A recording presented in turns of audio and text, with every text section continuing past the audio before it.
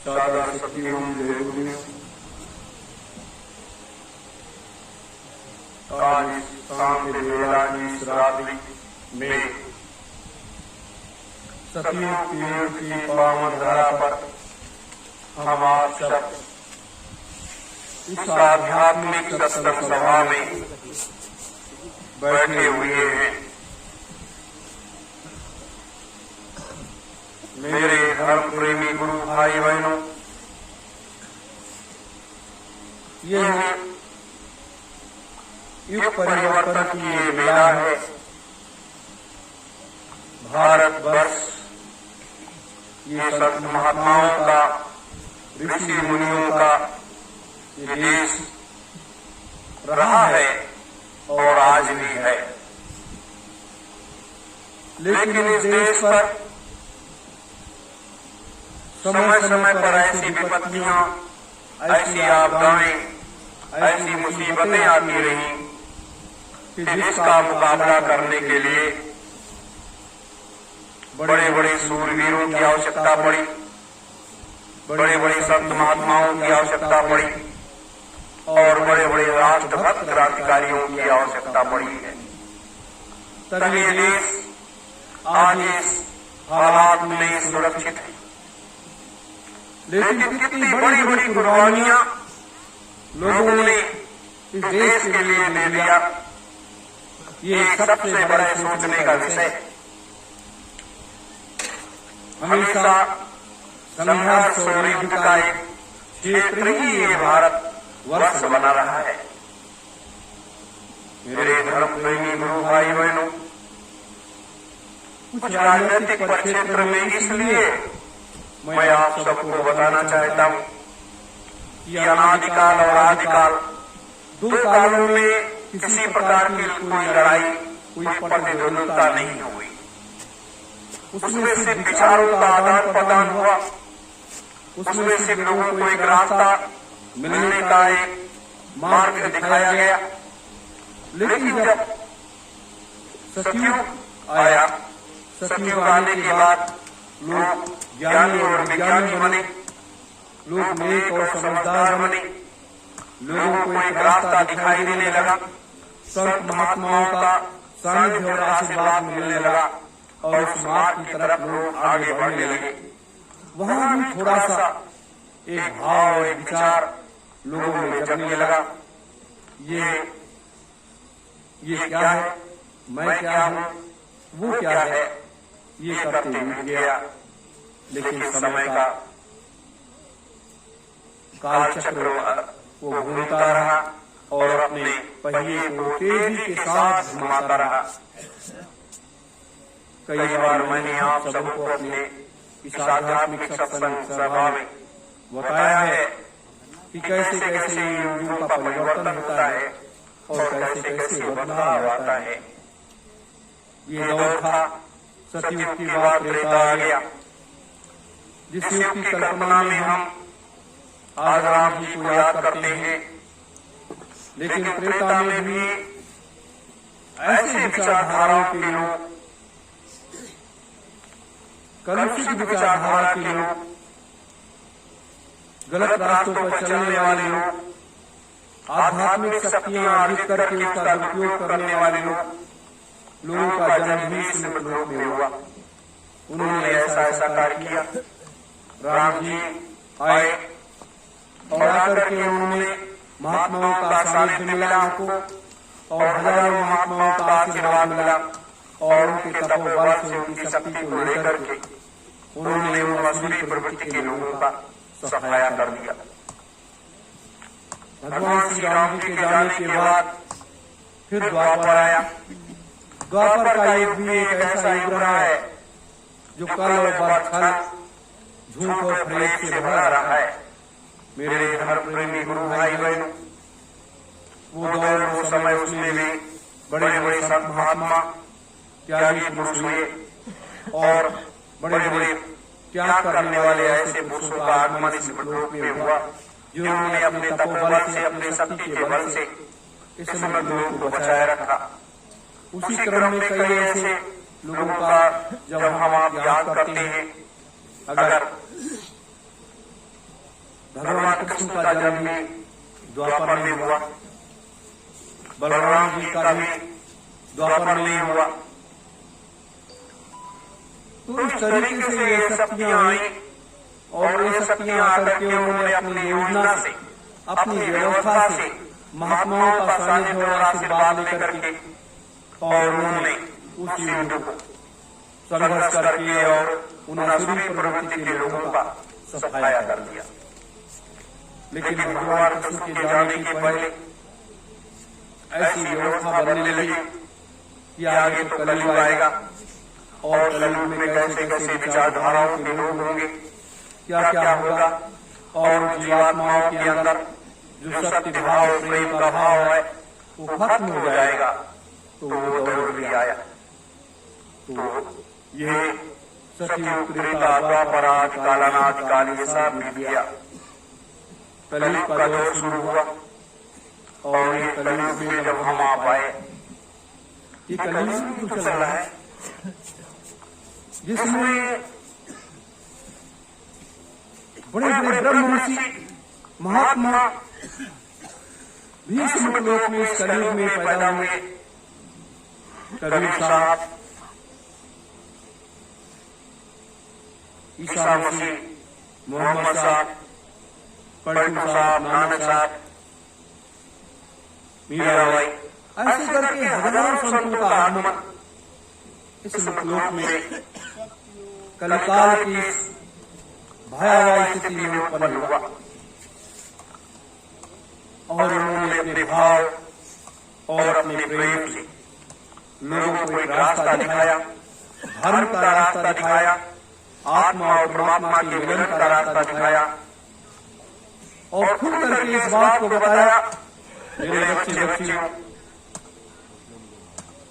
ये जहां आप आए हैं ये तो किराए का मकान है और इस किराए के मकान में इस लोक में रह रहे हैं और एक दिन ये छोड़ करके आपको जाना है। इसलिए जहां जाना है उस परमात्मा को याद करो, उस परमात्मा को प्राप्त करने का ये रास्ता है, ये विधि है, ये योजना है, इस पर आप लोग चल पड़ो। समय समय पर लोग संभाल करते रहे, लोग चलते रहे, लेकिन इस बीच में भी तमाम असुरी प्रवृत्ति के लोगों के आगमन नहीं हुआ। पहले राजे महाराजे आपस में लड़ते थे, फिर मुगलों का साम्राज्य आया, हुड़ों का आया, पुर्तगालियों का आया, फ्रांसीसियों का आया इस देश में, अंग्रेजों का आया। मुगलों से भी लोगों ने मुकाबला किया और उनसे मुकाबला करने के बाद तब तक मुगली साम्राज्य में अंग्रेजों का साम्राज्य भारतवर्ष में आ गया। ये मैं आपको इसलिए बता रहा हूँ, ये अभी 15 अगस्त जो है जल्द ही बीता है। पूरा देश आजादी के जश्न में भाव विभोर होकर के कूद रहा था। ये आज ही के दिन हमारा ये भारतवर्ष आजाद हुआ था और हम उसे बड़े खुशी के साथ मनाते हैं। लेकिन ये आजादी कितने संघर्षों से मिली, कितनी कुर्बानियों से मिली, कितने कठिन यातनाएं सहने के बाद मिली। जिन लोगों ने सहा नहीं उनको क्या मालूम है, जिन लोगों ने देखा नहीं उनको क्या मालूम है।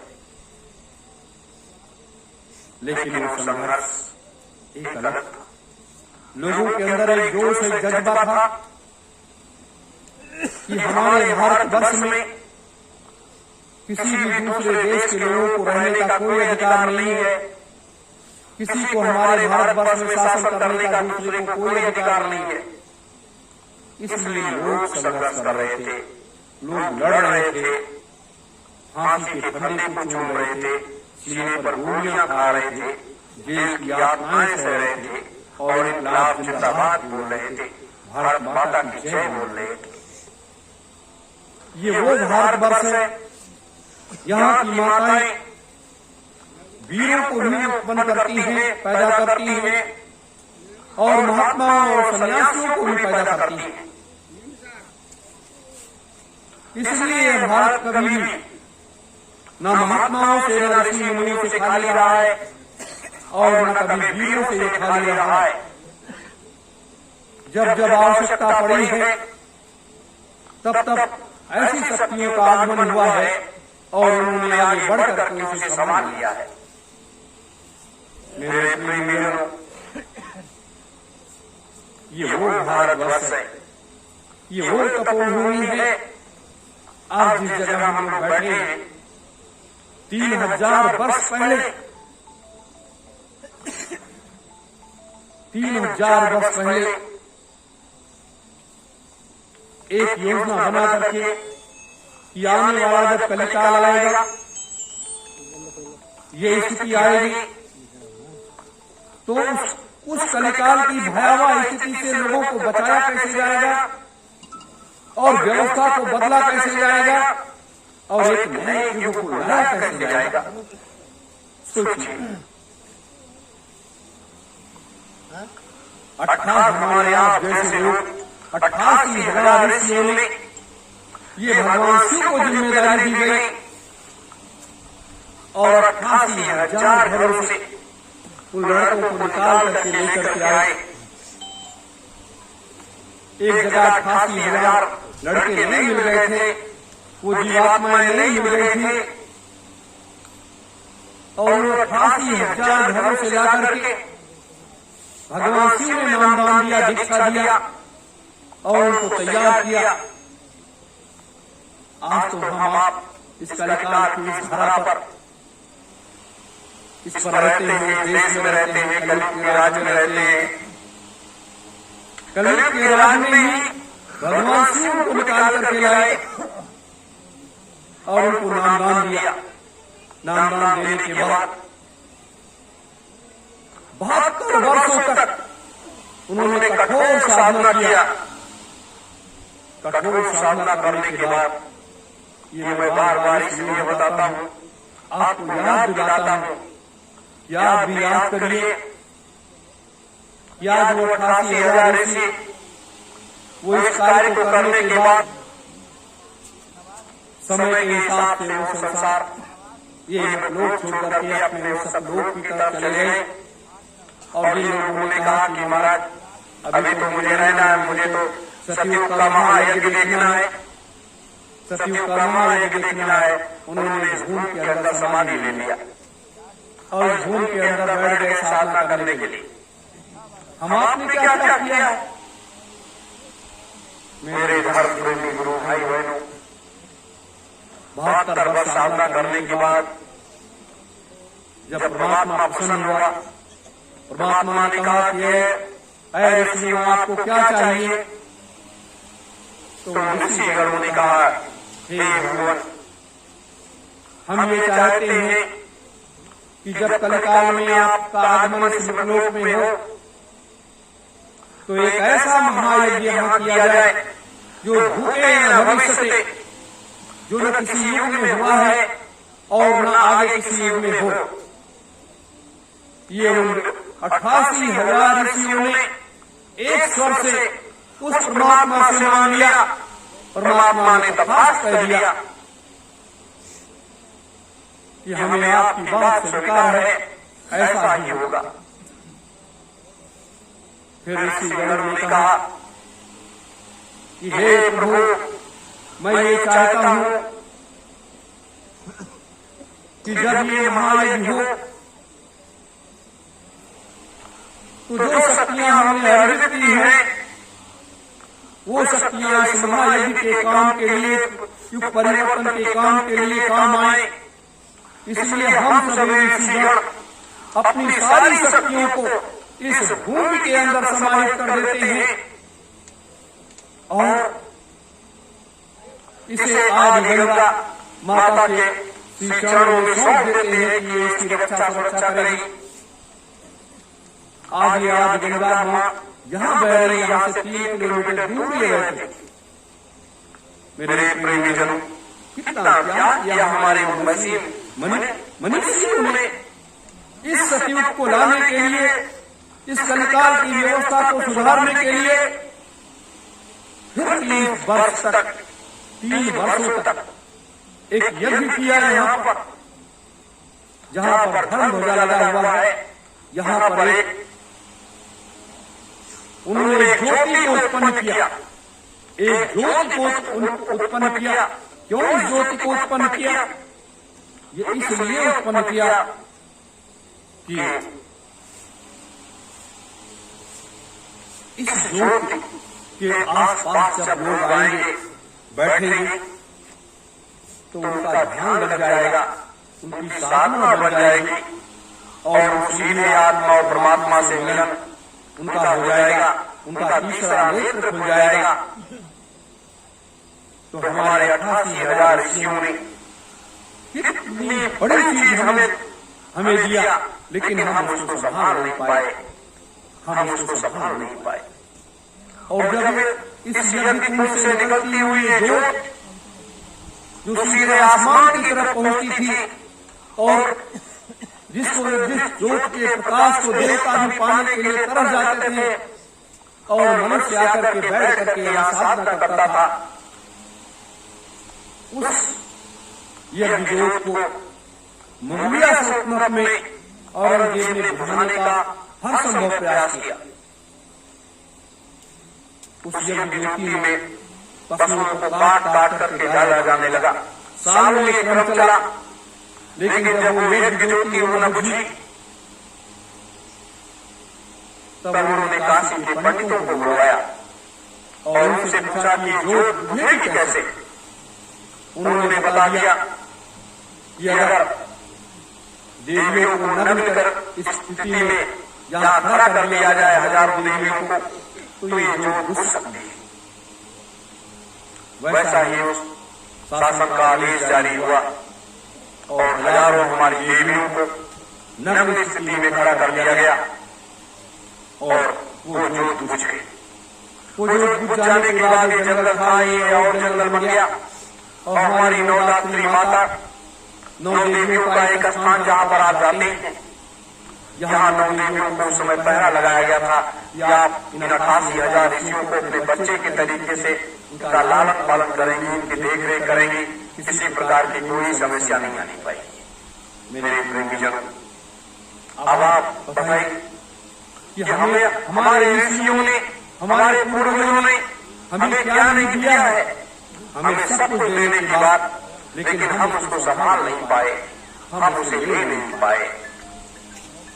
तो ये यज्ञ ज्योति, यज्ञ कुंड से निकलती हुई ज्योत, ये इतना स्थान जो है, ये किसी में, ये न तीर्थ में आता है, न किसी ऐसे स्थान में आता है। ये तीनों लोकों में इस स्थान की पूजा होती है। तीनों लोकों में इस स्थान की पूजा होती है। जब ये पृथ्वी बनाई गई, जब ये सारी संरचना किया गया, तो इतनी भूमि को सुरक्षित रख लिया गया, इतनी भूमि को सुरक्षित रख लिया गया। किसके लिए? ये पूर्व से ही सारी चीजें निर्धारित। इसीलिए स्वामी जी महाराज ने काशी के यज्ञ में इस बात को कहा था कि चौथा महायज्ञ जहाँ होगा, वो गंगा जमुना का घाट भी नहीं होगा और कोई तीर्थ स्थल भी नहीं होगा, कोई तीर्थ स्थल नहीं होगा। एक छोटी सी नदी होगी और दूर दूर तक जंगल होगा, 10 करोड़ लोगों का संगम होगा। मेरे प्रेमीजनों, इस पृथ्वी पर आप कहीं भी जाएंगे, कहीं आपको मस्जिद मिलेगी, कहीं आपको मंदिर मिलेगा, कहीं गुरुद्वारा मिलेगा, कहीं चर्च मिलेगा, कहीं कुछ मिलेगा, कहीं कुछ मिलेगा। लेकिन पृथ्वी, इस पृथ्वी माता को जो जितना सुरक्षित रखा गया है, जहाँ एक केंद्र बिंदु बनाया गया है, ये केंद्र बिंदु है, इस पृथ्वी की धरा का एक केंद्र बिंदु है, जहाँ पर चौथा महायज्ञ की तैयारी का कार्य आरंभ हुआ है। तो ये महात्माओं की बड़ी बहुत अपने गुरु की बहुत बड़ी कृपा है। आज ये जो जहाँ पर धर्म ध्वजा लगा हुआ है, आज यहाँ पर कभी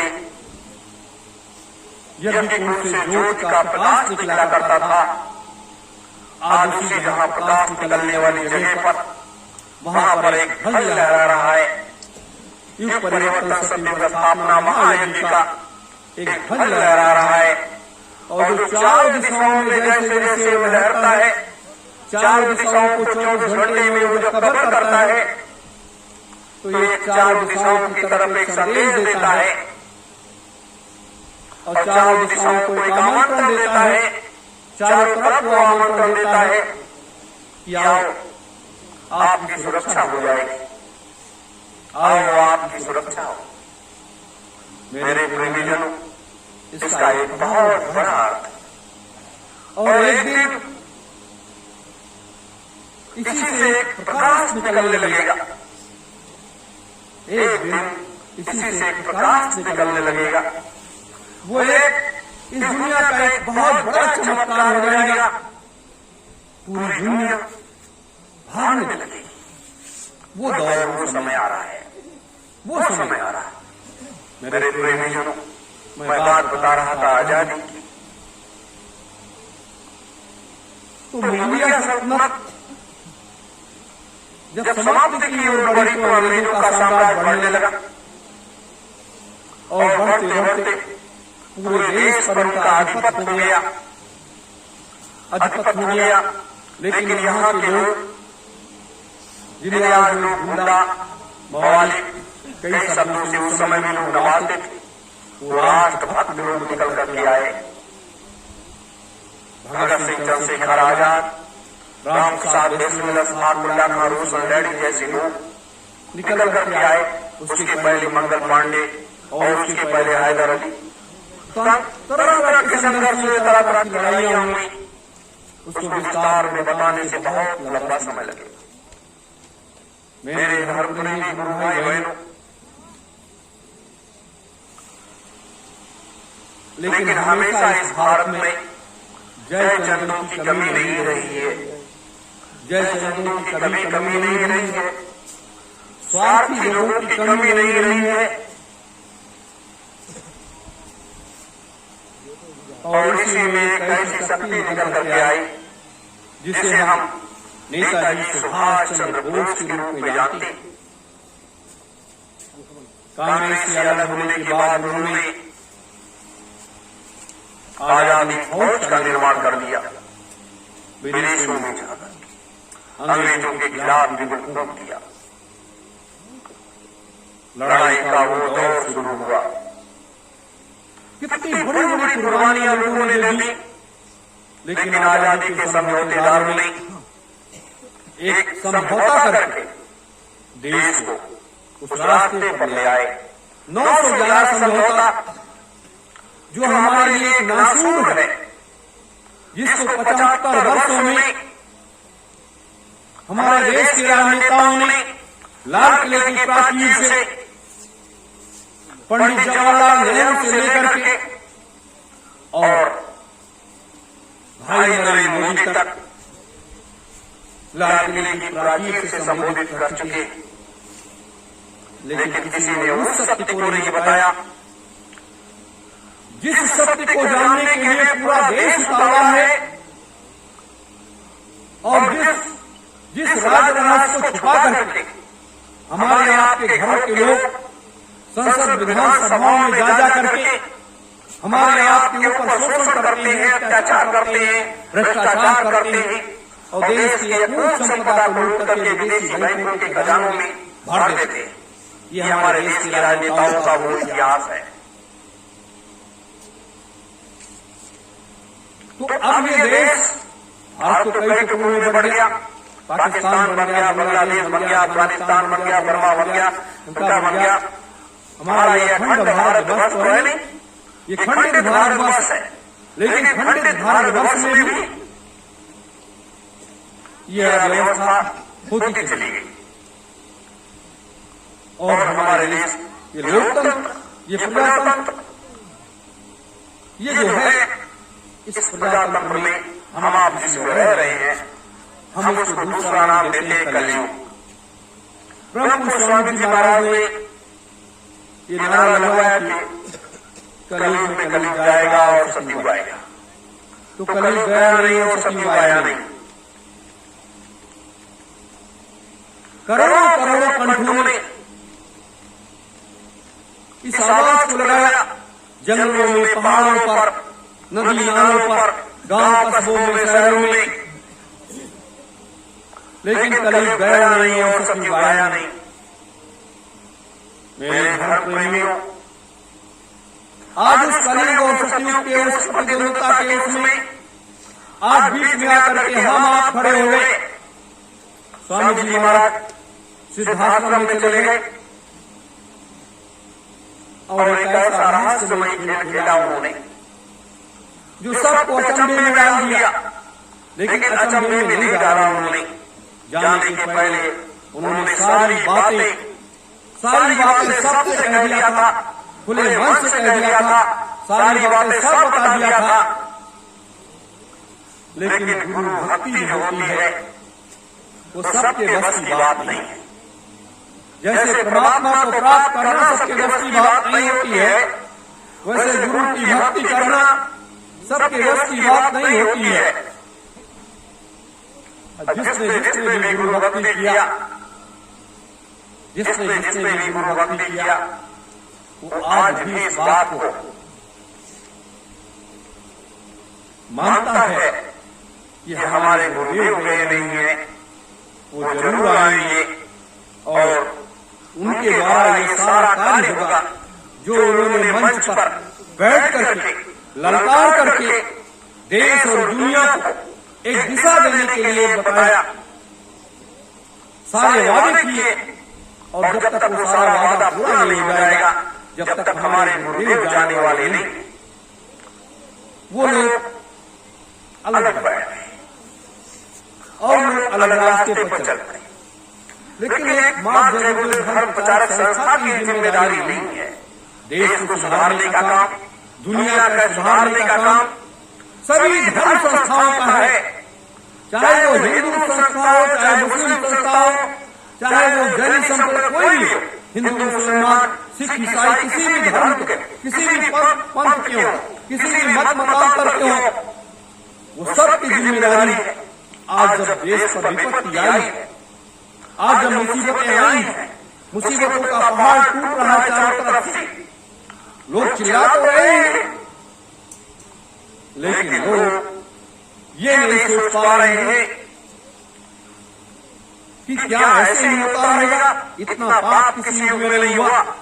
थोड़ा सा पाप, एक अंश पाप सतयुग में बढ़ा था, एक अंश पाप, और एक अंश पाप के लिए महाराज हरिश्चंद्र जी को दोषी बना दिया गया था। और एक ऐसे महात्मा ने इतनी कठोर परीक्षा ले लिया, इतनी कठोर परीक्षा लिया कि उस समय तप बल था कि तप से अव्यवस्था को सुधार दिया जाता था। तो उस समय हरिश्चंद्र जी को जाकर के एक दूसरे रहस्य में ढूंढ के आगे जाना पड़ा, अपनी पत्नी को बेच देना पड़ा। आज अपने देश के प्रधानमंत्री से कहा जाए कि आपके कारण ये सारी अव्यवस्था देश में फैल रही है, आप कुर्सी को छोड़ दीजिए, किसी दूसरे को दे दीजिए और वो देश की व्यवस्था को सुधार देगा, तो क्या वो छोड़ देगा? नहीं छोड़ेगा। लेकिन उस समय उस राजा ने स्वप्न में दिए गए दान को सत्य मानकर और सुबह से दक्षिणा के रूप में दे दिया और जाकर के मरघट पर उन्होंने वहां कठोर साधना करने लगे। साधना का क्या मतलब है? एक साधना हम करते हैं आत्मा और परमात्मा को प्राप्त करने के लिए। हमारे लिए ये जो आत्मा है, जीवात्मा जो है, वो परमात्मा को प्राप्त करने के लिए एक साधना करती है।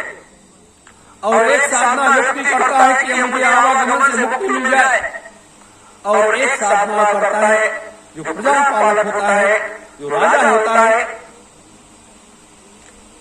कि हमारे राज्य में आई हुई मुसीबतों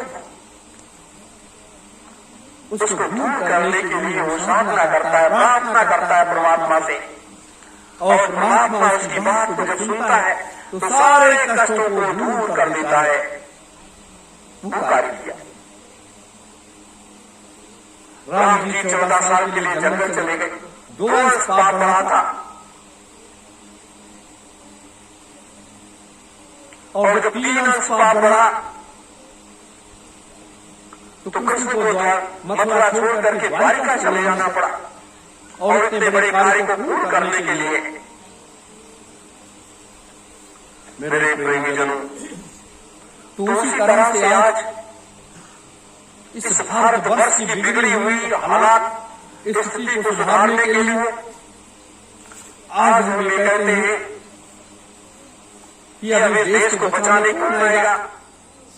प्रभु स्वामी जी महाराज दुनिया के सामने थे, संत सम्राट जी दुनिया के सामने थे, लोगों की एक आस थी, लोगों का एक विश्वास था कि ये सफेद वस्त्रधारी महात्मा के द्वारा दुनिया में बदलाव आएगा, दुनिया में एक अमन चैन आएगा।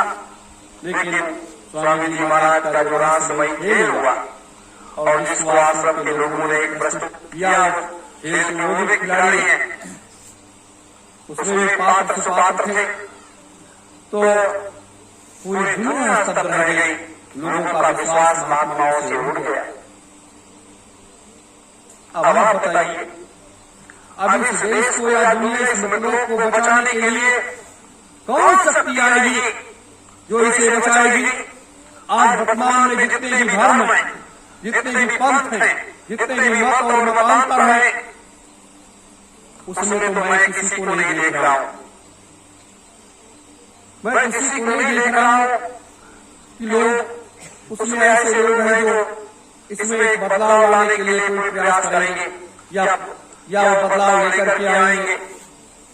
वो तो सारे लोग सरकार के साथ कदम से कदम मिला रहे हैं, उनकी आवाज में आवाज मिला रहे हैं। इसलिए कहा गया है, जब एक देश का राजा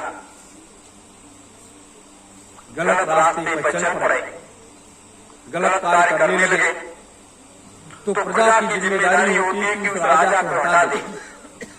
और जब प्रजा उस जिम्मेदारी से विमुख हो जाती है, प्रजा उस राजा को हटाने का प्रयास नहीं करती है, तो महात्माओं की जिम्मेदारी बनती है कि महात्मा लोग जो है वो उस राजा को हटा दें, जिससे प्रजा को निजात, उसके पाप से निजात मिल जाए। और जब महात्मा भी उसके साथ कदम से कदम मिलाने लगते हैं, तब किसकी जिम्मेदारी बनती है? परमात्मा की, भगवान की। तब परमात्मा की जिम्मेदारी बनती है, और वो परमात्मा अपना सुदर्शन चक्र लेकर के मैदान में कूद पड़ता है, और वो अपनी योजना से, अपनी व्यवस्था से उन असुरी प्रवृत्तियों, असुरी लोगों का एक सफाया कर देता है। मेरे धर्म प्रेमी भाई बहनों,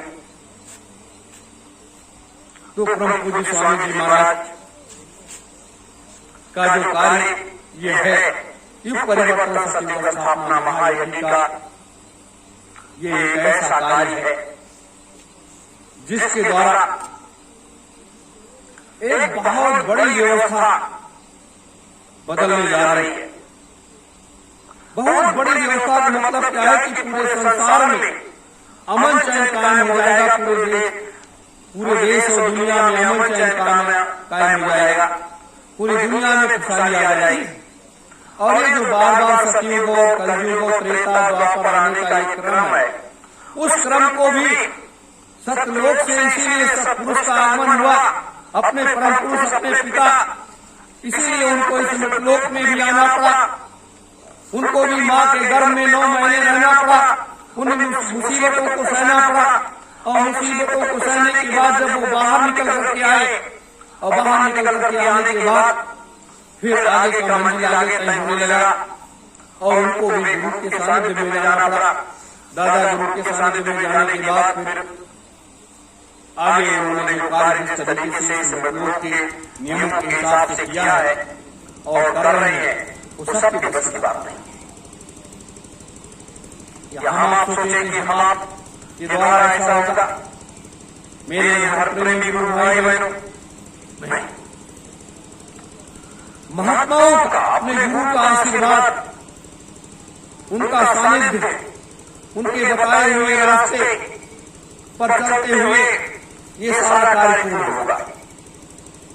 उनके सानिध्य में, उनके देख रेख में सारा कार्य पूर्ण होगा। जैसे वशिष्ठ और विश्वामित्र जब भगवान श्री राम को आशीर्वाद दिया जंगल जाने के समय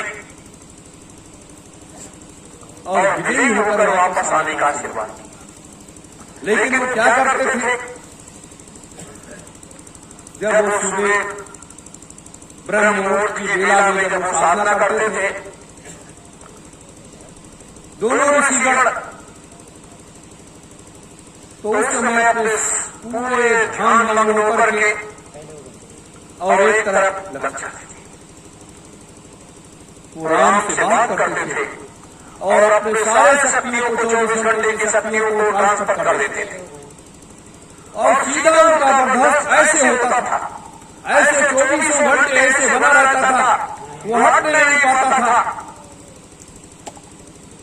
तब उन्होंने इतनी बड़ी लड़ाई को जीत लिया है, इतनी बड़ी लड़ाई को जीता। और जब शाम को संध्यावंदन करते थे, शाम को जब पूजा करते थे, तो यही करते थे।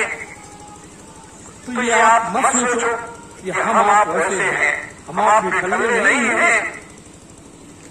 हम आप जब अपने गुरुदेव सिद्धाश्रम में उन 3000 ऋषियों के साथ में बैठ करके और उस ध्यान अवस्था में, उस साधना के उस ब्रह्म मुहूर्त की उस वेला में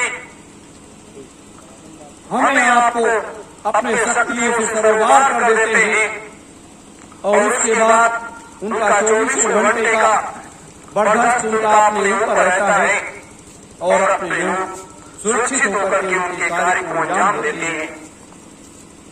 मेरे धर्म प्रेमी गुरु भाई बहनों, ये एक ऐसा विषय है जिस विषय को सबके समझना बड़ा कठिन काम है।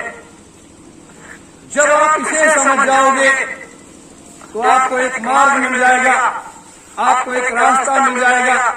अगर इसे आप नहीं समझोगे तो आपको मार्ग और रास्ता नहीं मिलेगा। आप ऐसे ही भटकते चले जाओगे, आपको कहीं मंजिल मिलने वाली नहीं है, कहीं मंजिल मिलने वाली नहीं, क्योंकि ये युग परिवर्तन की ये वेला है और इस युग परिवर्तन की वेला में सत्य के मार्ग पर चलना, तलवार की धार पर चलना है। आज कोई कहता है कि मैं तो सतयुग लाने जा रहा हूं, कोई कहता है कि मैं सतयुग लाने जा रहा हूं, कोई कुछ कहता।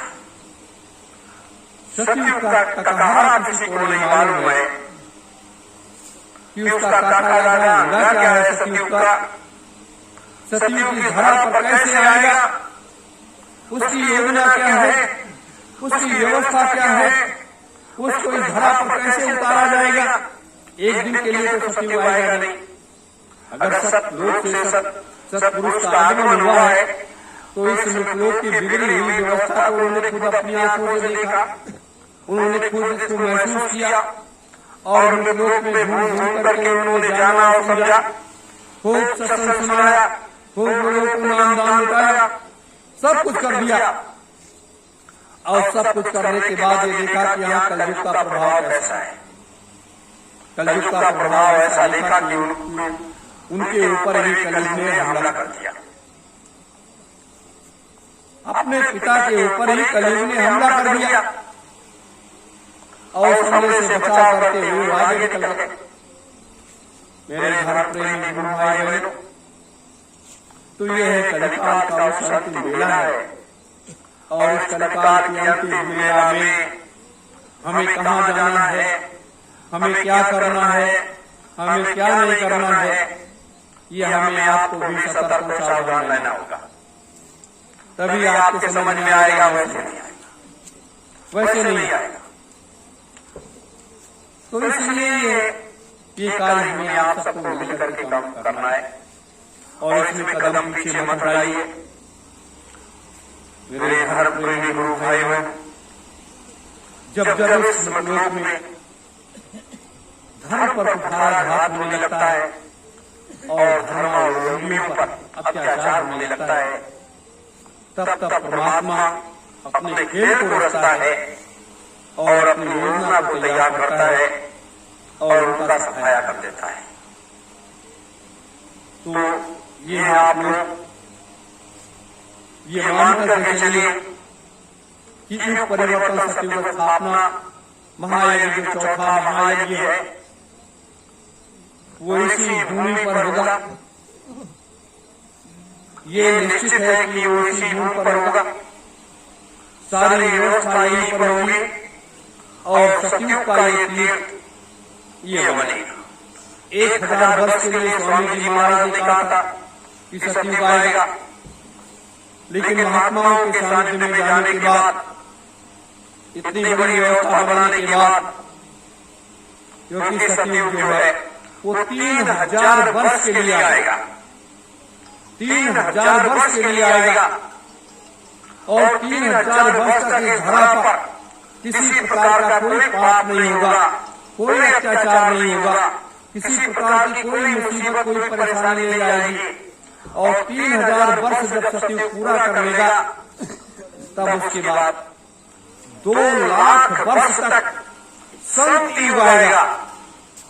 संत युग आएगा, अनादिकाल, आदिकाल, सतयुग, त्रेता, द्वापर, कलयुग और उसके बाद संत युग। 7वां जो युग है वो संत युग है। ये संतों का युग 2 लाख वर्ष तक रहेगा।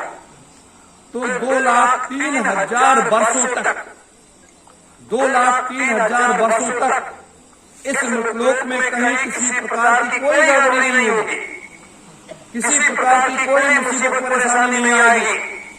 सब योगी और विज्ञानी होंगे, सब खुशहाल होंगे। तो ये इतनी बड़ी व्यवस्था लाने की जिम्मेदारी आप बताइए किसी साधारण इंसान के बस की बात है? तो ये इस कार्य को कर ले गए थे, अपने मालिक इस कार्य को कर ले गए थे, क्योंकि इस लोक का एक शासक नियम है कि महात्माओं की शक्ति के बल से, उनके तपोबल से ये सारे कार्य किए जा सकते थे। तो उन महात्माओं के सानिध्य में जाने के बाद, उनकी शक्तियों को इकट्ठा करने के बाद ये सारी व्यवस्था बनाई गई।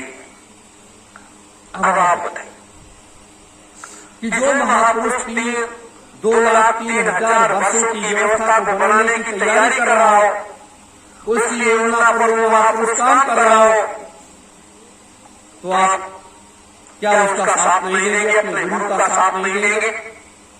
आज तो जरूरत है कि अपने गुरुदेव का साथ हमें देना चाहिए, उनके कार्यों में सहभागिता निभानी चाहिए और उनके लिए आगे बढ़ना चाहिए।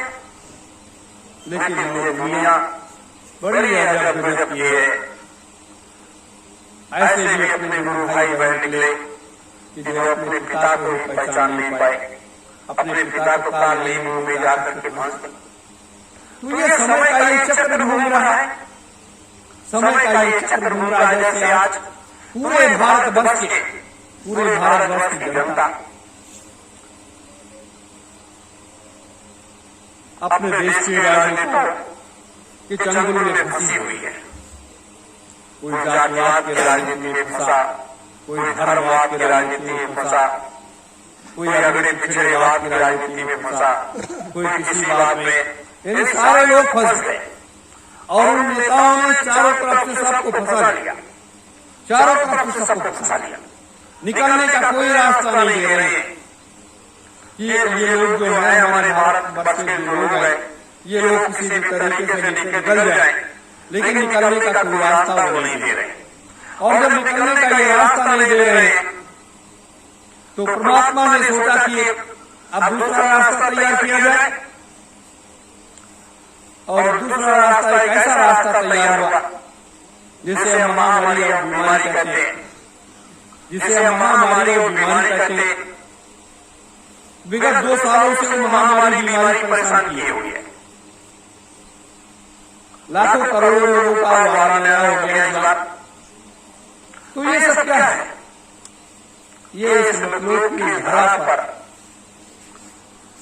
एक अव्यवस्था का परिणाम है।